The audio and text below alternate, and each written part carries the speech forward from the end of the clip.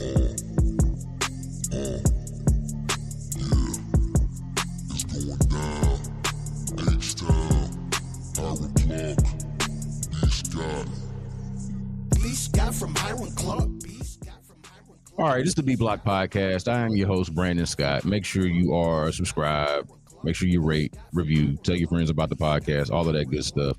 We are here to discuss the Texans stadium situation. We got an investigative report from the Houston Chronicle. My colleagues at the Houston Chronicle, Dylan McGuinness, Jonathan Alexander, they have been following this story and tracking down this story for a bit of a while. Well, from Dylan's side, let me just set this up. Dylan is an investigative reporter for the Houston Chronicle, who also used to be a city hall reporter, a city government reporter, who has a mind and an eye for what's going on with our local government, right? Beyond just what's going on with the stadium, but just overall government accountability sort of stuff is what Dylan's up to. And we'll get into a little bit of this in this interview that I have with him.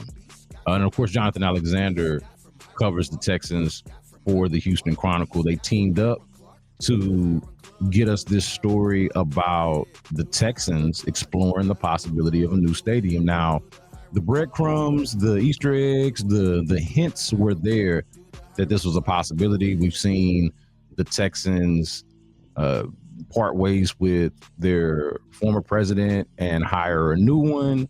The feeling at the time was that a lot of that was tied to the thinking and the intention of perhaps getting a new stadium, and the new president is an expert in that sort of thing. So that has been sort of a thing that is like put a pin in this type of thing, right? Like the Texans could be looking for a new stadium, despite the fact that the county still owes money on the current one, despite the fact that the Astrodome is still there standing as an eyesore for no apparent reason, despite the fact that there is likely not much of a public appetite for helping fund a new stadium, for another publicly funded stadium, which of course NRG Stadium already is. The county owns it. And this is just a hot button issue, right? The idea of governments, of taxpayers funding these stadiums for the billionaires who presumably could afford to do it themselves. And so this is something that I had an eye on a few weeks back when Dylan published what was just the latest in a series of articles about the issues at NRG Stadium, right? And this is an important thing to think about when we're talking about all of this. They are renegotiating their lease agreement at NRG Stadium. The Texans, the rodeo in Harris County, right? The county owns NRG Park, and their largest tenants, their only tenants really, but their largest tenants are the Texans and the Houston Livestock Show and Rodeo. That lease, if I'm not mistaken, is set to expire in 2032. If I'm not mistaken, that should be in the interview from talking to Dylan a few weeks ago about this. But in the meantime, there is, and as part of those negotiations, there is a thought that, hey, would it not be better for the Texans, especially if the cost of upgrades and renovations and some of their shortcomings in maintenance, by the way, which we'll hit on in this interview, if that doesn't rise to roughly the same type of cost that it would to just build a new stadium, then maybe they would see that as their better option. But this is the latest, okay? Now, I want you to keep in mind, again, this interview that I did with Dylan was a few weeks ago before I think they had it confirmed journalistically anyway. There was kind of a hunch, a suspicion, a feeling that the Texans were interested in a new stadium. And so we just kind of kept it there. But since then, we've gotten the confirmation. This is in the Chronicle from my colleagues, Dylan McGuinness and Jonathan Alexander. Two sources familiar with the Texans' thinking told the Chronicle that the Texans have explored the possibility of a new stadium, though the team has not committed to that path. The team has not proposed a new stadium in the lease negotiations, and the ultimate decision will depend on what makes the most financial sense for the Texans, the rodeo in Harris County, which again, as we know, owns the campus and leases it to those two organizations. So I'm going to get to this interview. I want to get y'all's thoughts on the back end. Feel free to respond on social media at Brandon K. Scott. You can just hit me up on, because I really want to know what is your appetite for a new stadium. How urgent do you feel like this is? If you're somebody that goes to NRG Stadium or frequents NRG Stadium to any degree, I'm curious if it's one of those things where you notice that, hey, this is a place that needs upgrades or needs replacing, or if you're like most of us, it's probably like if you're a Houstonian and you don't go to all the NFL stadiums, it's hard to know what the standard is or what exactly it is that you're missing, right? But the truth of the matter is the Texans are trying to keep up with the Joneses. When I say the Joneses, I'm not talking about Jerry Jones. I'm talking about like the figurative Joneses of the NFL, where these stadiums that have been built since NRG Stadium or that have been built in the last, let's call it 10 or 15 years, they prioritize different things. And therefore, those stadiums look a lot different from how NRG looks, on top of the fact. So it was built nearly 30 years ago, on top of the fact that it has been maintained in a, let's just call it, less than ideal way. So I got into that with Dylan McGuinness, again, an investigative reporter, a colleague of mine at the Houston Chronicle. Here is that conversation. I wanted to start here with NRG Stadium and Harris County's role in it. How did you start to, as an investigative reporter at the Houston Chronicle, how did you first start to really look into this? How did this first start to catch your attention? Obviously, we know that they are NRG, the county, the Texans, and the rodeo are negotiating a new lease deal. But how did you start to really look into this and start doing a series of stories? Yeah. So for a while, I covered City Hall for about 4 years, and then I covered sort of the city and the county last year in sort of an enterprise role. And the structure of the stadiums was always very interesting to me, in the sense of like there's this sort of amorphous, it's a county. At the NRG, the county is in control, but there's this board called the Harris County Sports and Convention Corp that runs it, and they contract with a separate company that actually does the day-to-day operations, and then the Houston Harris County Sports Authority like finances it all. So it's always just like, and this came up during the Astroworld tragedy, where it was like, who's in charge here? Like, what's going on? And like, I can never really wrap my head around it. I never really had time to wrap my head around it. And then we started getting, shortly after I moved over to the I team, the focus on sort of power brokers, and obviously that includes, the billionaire sports owners. We started getting some inklings that, there were active negotiations happening about this lease contract over there. And so I just started making calls and talking to people and putting in records requests, and sort of learned some of the history here that I think is really interesting of, Houston. And I'm a sports fan myself, so, I think that makes it more interesting. But Houston sort of built these three stadiums in the late 90s and early 2000s after the Oilers left. But, whereas they sort of followed this familiar script for, what was then Enron Field and then Toyota Center, they sort of veered for NRG. And that became very interesting to me. And so I just kind of set out to figure out why that was, and, sort of how that's presenting issues now, and sort of where we go from there. The county's relationship with the park and with the teams and the rodeo, how a lot of that and the structure goes back to its own history with the Astrodome, and how the Astros ran the Astrodome many moons ago. So talk a little bit about that. Yeah. So,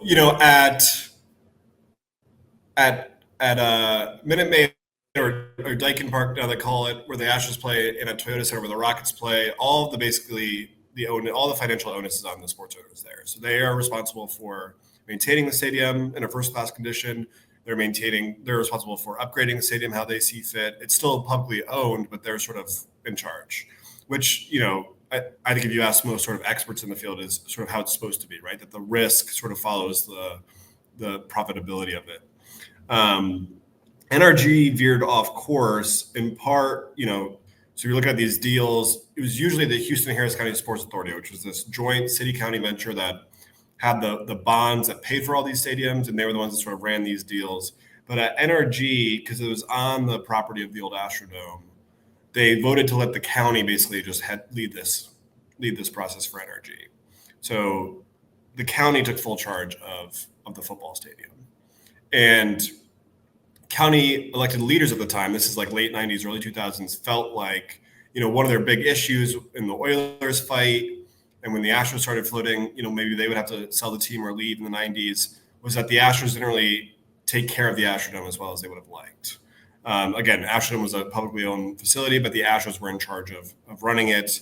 And the county's elected officials at the time sort of felt like they were more interested in sort of reaping as much profit out of the building as they could so they could go buy pitchers, but not necessarily taking care of the building.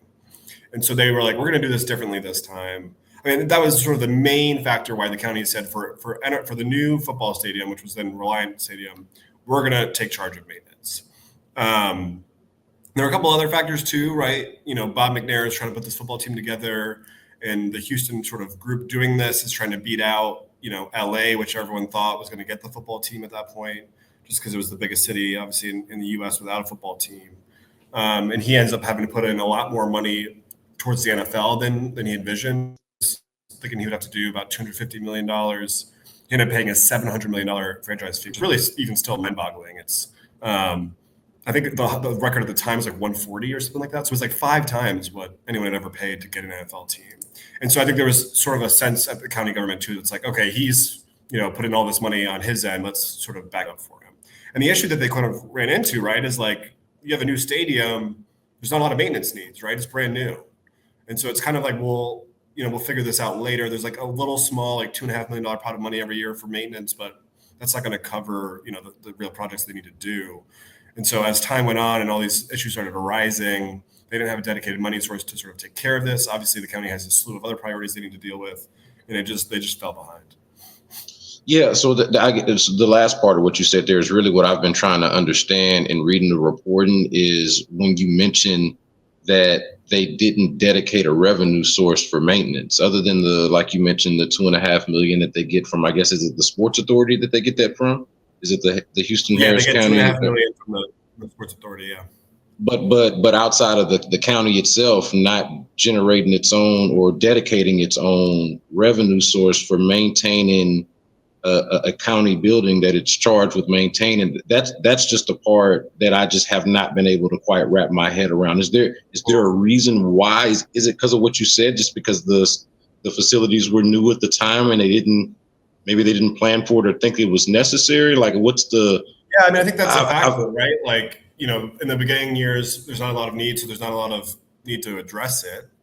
And then obviously there's churn in elected officials, over the decades, new elected officials come in, they're not really familiar with what's going on over there. It's not a priority of theirs.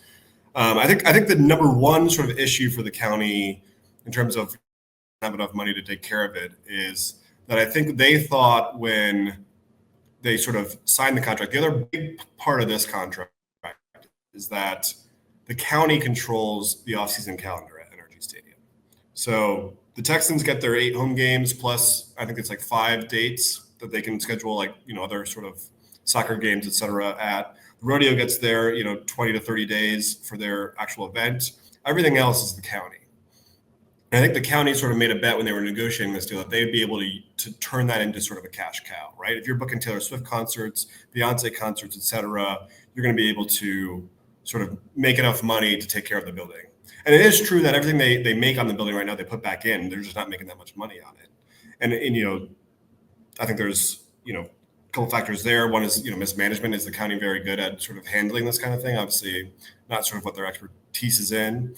A second thing is scheduling wise, the Texans get complete sort of priority, right? The NFL doesn't want to work around whatever Harris County has scheduled for NRG Stadium to make it schedule.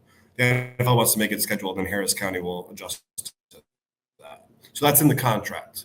So the whole fall is blocked off from the county to book anything until the football schedule comes out, which makes it harder, obviously. Like if you're one of these premier artists trying to book a concert, you're doing that often years in advance, or at least before the football calendar comes out. So it makes it harder for NRG to compete. And so they really haven't made it made it into this cash cow that they envisioned. And then at that point, it's like, okay, well, where's the money going to come from? And there's just not a lot of good answers for that. All of this is interesting to me, man, because it just everyone's competing interests. You've got the tenants who I think rightfully feel like their facilities are not being upheld in a standard that they would expect them to be. And then you've got the county on the other end that can look and say, hey, we're the one that's footing the bill for these institutions that are pretty much all profit. I guess that's the part that we haven't gotten into yet, is the fact that, the Texans, while they might have a decent gripe about how the facilities are maintained, because like they're pretty much objectively not being maintained well, they also have basically no skin in the game. You point out how it's a very unique rental structure and situation that they have here, where the amount of rent they pay, they pretty much get back in tax rebates, and in some cases even more than that. I think the number you had was 7 in the last 8 years, with the exception being 2020, which just happened to be, if I remember correctly, that's the COVID year. Yeah. Like that I think is also an interesting dynamic here. Yeah, you and me are paying more rent than Texans, which is mind-boggling to think about. I mean, it's a franchise worth about $6 billion. I mean, obviously they're making money hand over fist. I mean, you don't have to be a football fan necessarily to sort of understand the economics of the NFL and how much money it makes. So the idea that, A, they're not having to cover any maintenance. B, most of the stadium's construction from the get-go was publicly backed. And C, they're paying this rent nominally, but they're getting it all back in tax rebates. And 7 of the last 8 years, they've basically paid negative net rent, which means the county is paying them to play there. And the total dollar figure from those years is like $5.8 million. So the county has paid the Texans since, let's say 2013.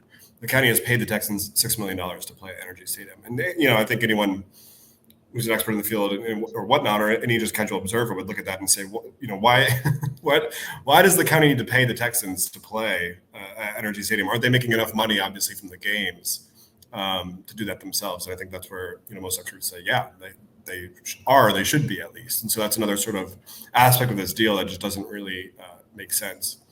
So walk me through the needs at NRG Stadium right now. I know you've reported on the $35 million in bonds that are going to be dedicated to video board, audio, sound, and one other thing that I'm forgetting: video, sound, and something else. Right, the $35 million that's going to be dedicated to that scoreboard. Yeah, right. The scoreboard that's hanging by a thread. How could I forget about that? The scoreboard that doesn't, the one that, as you reported, doesn't really actually work, but somehow they figured out a way to make it work. At least from the way it's crazy. Yeah, from the way you describe it, it makes it seem like, and every time it goes out for like a millisecond, I look over at somebody and see like, man, does anybody notice how bad this is? But walk me through what are the actual needs at NRG? Of course, NRG Park overall has a ton of needs. I know you mentioned, I think it was your report not that long ago about the arena with the rodeo and that being a key part of their side of this negotiation. Walk me through what some of the needs are that we're actually talking about. Yeah.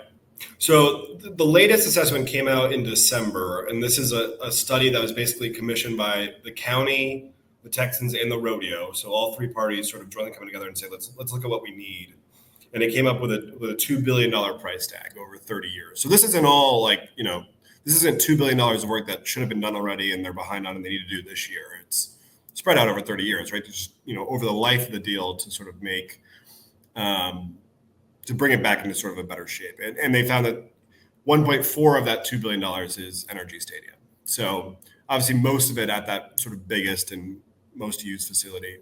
Some of the most major things are, they've passed money to fix. That's the reporting you're alluding to. Forward with about $35 million in bonds that they're going to pay off with hotel taxes to fix the roof, which a lot of people remember in the national championship football game last year, not the most recent one, but in January 2024, the players were warming up and there was rain. I mean, it was a nasty storm, but there was rain coming in, and everyone's like sort of looking up and being like, "This is a dome. Like, what the hell are we doing here? Like, why are we getting wet?" So they're gonna sort of fix the roof. It's not like the entire roof, but like the roof coverings that were sort of at the end of their lifespan. That scoreboard, which they bought in 2013 or 2014, from what I understand, was just at the end of its natural lifespan, and they were just sort of putting pieces together and sort of, scotch. I mean, not literally scotch taping, but metaphorically scotch taping everything together to sort of make it work. And the supplier finally came through and was like, "We're not going to do this anymore. Like, if you're not going to replace it, like, we're not going to keep trying to find spare parts for this." And then a new sound system. A lot of this stuff is like cosmetic, right? Like, the NRG Stadium side itself is rusty.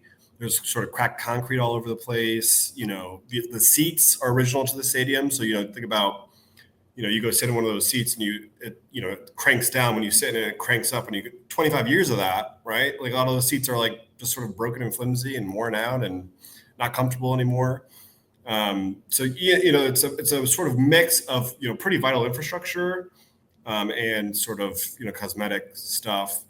And then, sort of soiled carpets, soiled ceiling tiles, that kind of stuff. So, I think from the county, from the Texans perspective, it just, it probably pales in comparison to a lot of these new, really crazy stadiums. And from what I understand, a lot of the NFL teams make a lot of money now out of suites, and that's sort of the latest focus. So Texans are sort of feeling like they don't have sort of the assets to compete with that.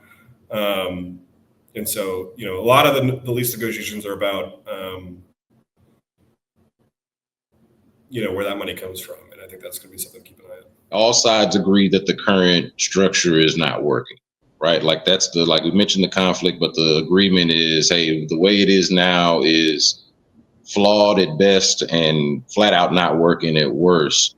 So what are we looking at in potential solutions, and how this, like, what direction this might go in, and as we kind of go into these negotiations? I mean, I think there's a recognition that everyone's gonna have to pitch in, right? Like, it's not just gonna be on the taxpayer to fix this, but it's not gonna, it's not just gonna be on the Texans and the rodeo, since the county's on the hook in the contract.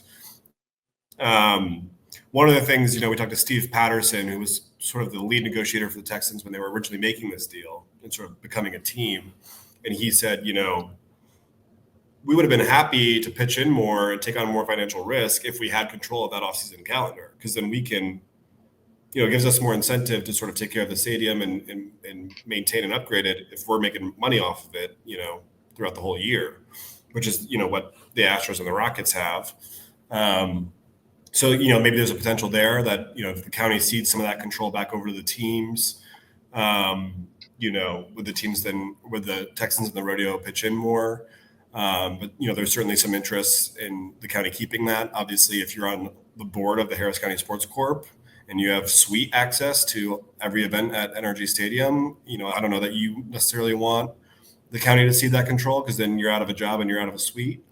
And, obviously there's, a sense that the government should be at that table, sort of keeping events, things like, the monster trucks, that kind of stuff that have become kind of sort of niche cultural things here that may not make the most money, and so may not be here anymore if the county were to give up that control. But obviously, you're thinking about where the money comes from. If that's going to hold up the money, then maybe it needs to. I'm trying to bring all of these threads together, like weave all of these things together that are happening. And one other thing that keeps happening is this change in leadership at all of these powerful institutions. Like, I started with you guys at the Chronicle last June, but over the last 4 or 5 months or so, I've seen turnover at the Sports Authority. Of course, we're talking now just days after the Texans fired their president, or I guess that's maybe not the official wording of it, but parted ways with their president and then promptly hired a new one. I want to say that there's a new head of the sports corporation. Like, everywhere that I'm looking around, there seems to be so much change in leadership at these powerful institutions that either occupy these spaces or are in charge of maintaining them. Is there anything to make of all of this? Well, yeah, I mean, I won't speculate. I mean, there's a couple of things I think we can know, right? In terms of the mayor made a big show last fall of sort of cleaning house at the Sports Authority. And he was pretty frank about why he was doing that, right? Like he sort of felt like they sort of had mission creep and sort of got away from their core mission. The Sports Authority was created to finance these stadiums and then pay off that debt. And that's one of the things we saw when we were reporting this story, and this will be, a source of more reporting for us in the future. But in 2003, the Sports Authority owed $1 billion on, that was the cost of these three stadiums, right? So they owed $1 billion in debt to pay off these stadiums. Today, they owe $1 billion. And that's not like with interest, that's just the principal still. They owe $1 billion. And they've made progress, obviously. If you adjust for inflation, they've gone from like 1.7 to 1, but they haven't really paid off that debt. And like that's sort of their main mission. And when they don't pay off the debt, that obviously means they don't have capacity to take on new debt to maintain a stadium or do all these kinds of things. So I think, certainly that played a factor in what was happening over there. I think the mayor talked about they were having award shows, they're doing all these kind of extra events. And it was like, no, what is our sort of core purpose over here? I think when you look at the Texans president, I don't know the ins and outs of that. I think, right, it wasn't the football team, right? He has no say over the football team. It's business. And, what is important to the Texas business right now? I don't know that there's anything more important than the stadium. So, obviously I think they're interested in getting a more sustainable lease over there. There's been some speculation that maybe they want a new stadium. Have no idea, the sort of truth of that. But obviously if they want a new stadium, that's going to be a major business enterprise. And I think, that's where we have to keep an eye down the road of where's that money coming from? Because I don't think there's a lot of appetite in Harris County to build the Texans a new stadium with public money, 22 years after they just opened a new stadium for that purpose. So I think, certainly factors in those things, how much of they were a factor, I'm not privy to, but I think certainly they were contributing factors. Dylan McGuinness, investigative reporter at the Houston Chronicle. Thanks for your work and thanks for your time, man. Thank you, Brandon. Really appreciate it. It's good to be here. So that was before we knew for sure that the Texans were eyeing or exploring the possibility of a new stadium. What do you think? Again, what is your appetite for, as a taxpayer, for funding a new stadium? Do you feel like this is something that is necessary, something that you would be in support of? And honestly, I'd like to know if you think that this is a greedy move by the Texans. Because look, I've got relationships with the McNairs, got a lot of respect for the McNair family, but this is one of those moments where you kind of look up and you're like, man, they got that really good ass deal with the county where they're not on the hook for anything. Now, the county is its own issue for not taking care of the stadium in the way that they should, or the way that they are expected to. But I could definitely see the thought of, hey, this feels greedy and unnecessary, and like it's gonna burden the folks, the taxpayers who don't really have as much skin in the game as the obvious stakeholders. But don't let me editorialize your thoughts. I want to hear what y'all got to say. Hit me up. Would love to know how y'all are feeling about this. In the meantime, make sure that you are subscribed to the B.Block Podcast. Subscribe to us wherever it is that you get your podcast. You can also check us out on YouTube. And until next time, y'all be good.